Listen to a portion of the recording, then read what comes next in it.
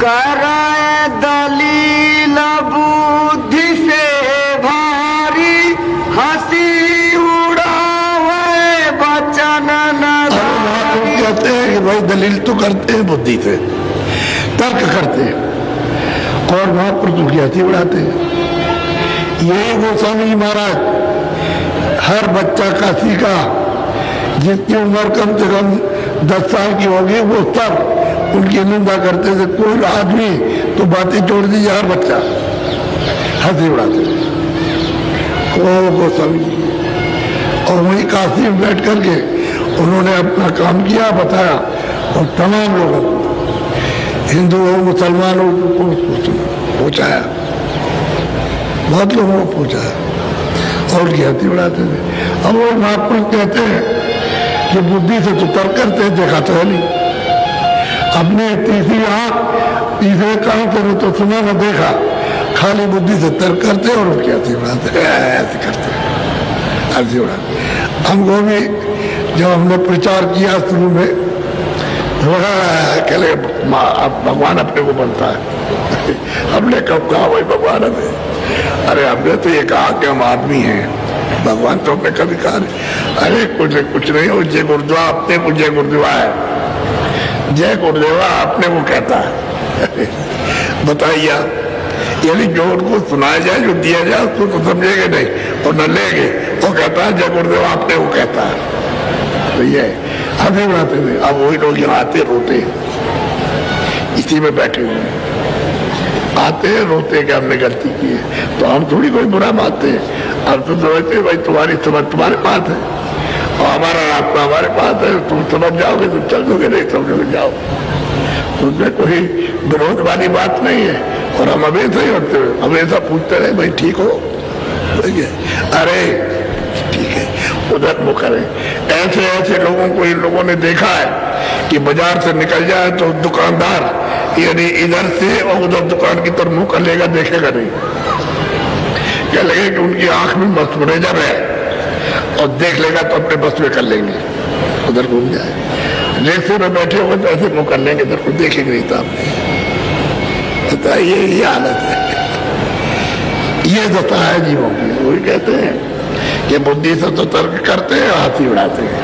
बोलो, बुद्धि बल से वह करते तो कभी न पावे डावा।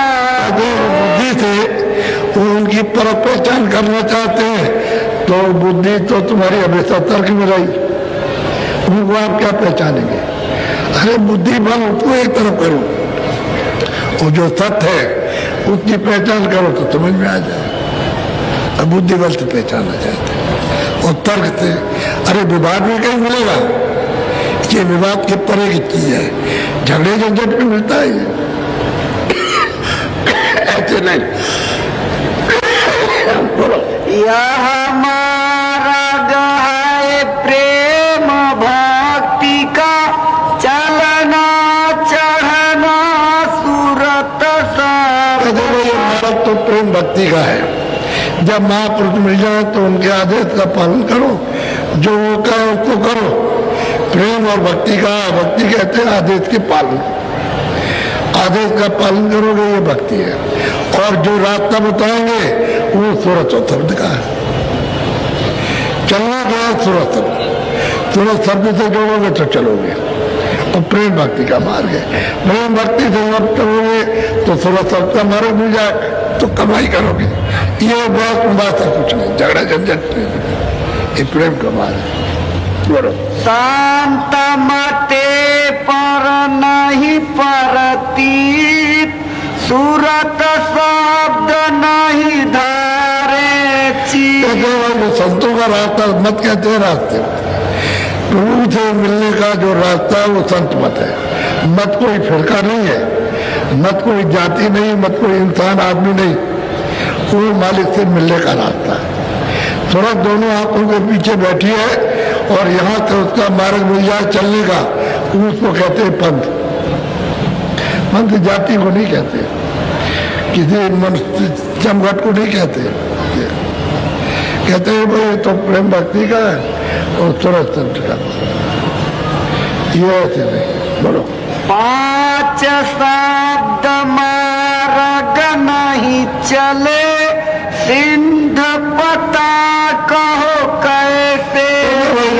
तत्वों का जो काम है वो तो आप यहाँ चलते रहे, उस काम को तो करते रहे हो कि भाई शुभ काम करो, शुभ काम करो, वही नहीं करते हो तो सिंध का पता कैसे लगेगा आपको? सब आप इसी को नहीं छोड़ रहे हो। वो कहता है ये मत करो, ये करो, ये पाप है, ये पुण्य है, तो आप मतलब पुण्य को नहीं करते, पाप पकड़ लेते हो और उसको करते रहते हो जीवन भर। तो सिंध कैसे पता चलेगा? वो तो इससे भिन्न है, अलग है, 5 तत्वों से अलग है। 5 तत्व के कर्म के अंदर नहीं है, बाहर है। बोलो। विद्या पढ़ जो करे विचार, बूंद भेद भी मिला न सार। महापुरुष केवल विद्या पढ़ करके तुम विचार करते हो तो तुमको बूंद का भी भेद नहीं मिला, जरा सा भी भेद नहीं मिला कि बनता बात भी नहीं होगा। विद्या पढ़ते रहो, जब तक पढ़ते रहोगे और जैसे पढ़ना छूटा वैसे मन बस तुमको धोखा दे देगा, गड्ढे में गिरा देगा। उनको बूंद का भी भेद नहीं मिला, न बूंद को पढ़ा न भेद मिला। तो पढ़ते लिखते रहो जो लिखा हुआ है। अंग्रेजी वाला अंग्रेजी पढ़ लेगा, हिंदी वाला हिंदी, संस्कृत वाला संस्कृत पढ़ेगा, फारसी वाला फारसी पढ़ लेगा। पढ़ते रहिए लेकिन बूंद का भेद नहीं मिलेगा। बोलो।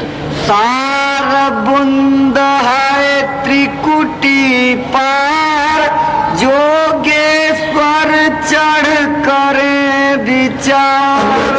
सार बूंद वो साजल कमाना त्रिकुटी ब्रह्म स्थान ईश्वर के स्थान से परे, लेकिन वो भी कहते हैं बूंद है।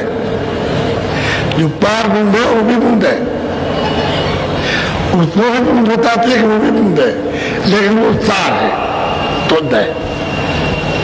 थोड़ा जब वहां जाएगी और ये पुल पार होगी तो मानसरोवर स्नान करने से नाने से उसका वास्तविक जो सच्चा सत्य रूप वो निकल आएगा।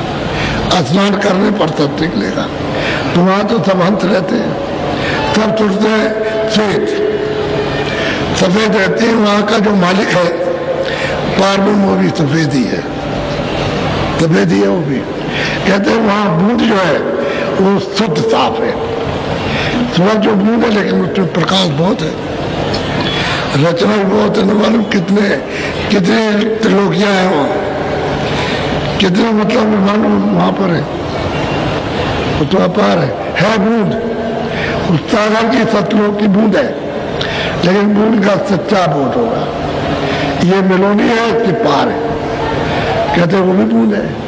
अब वो सो जो आप पहुंचे उस पर विचार करते, दर्शन तो उसका नहीं करते। मानसरोवर में भी स्नान नहीं कर पाते, बस खाली जो है उधर मतलब ये कभी कभी झलक आती है, कभी बंद कभी आती है, कभी पर उस पर विचार करते हैं। अगर उसमें उतर जाए और मानसरोवर में स्नान कर रहे तब तो फिर पलट गया मामला, फिर विचार करने का कोई काम नहीं।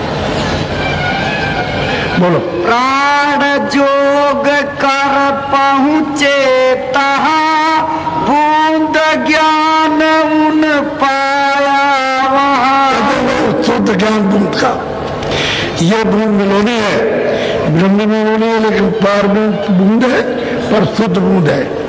तो कहते हैं कि जो पहले प्राणायाम करते थे, जब ये विधान बना तो तुम्हें पर जब बताया कि भाई ऐसे करना, तो लोग करते थे तो प्राणायाम से वहां पहुंचते थे, तो बूंद का शुद्ध ज्ञान प्राप्त करते है। बूंद वो सिंध नहीं है, तालाब में पूरी का, नदी में नहीं कहा, पर बूंद का, वो भी बूंद है, ये मेलोडी है और वो शुद्ध है।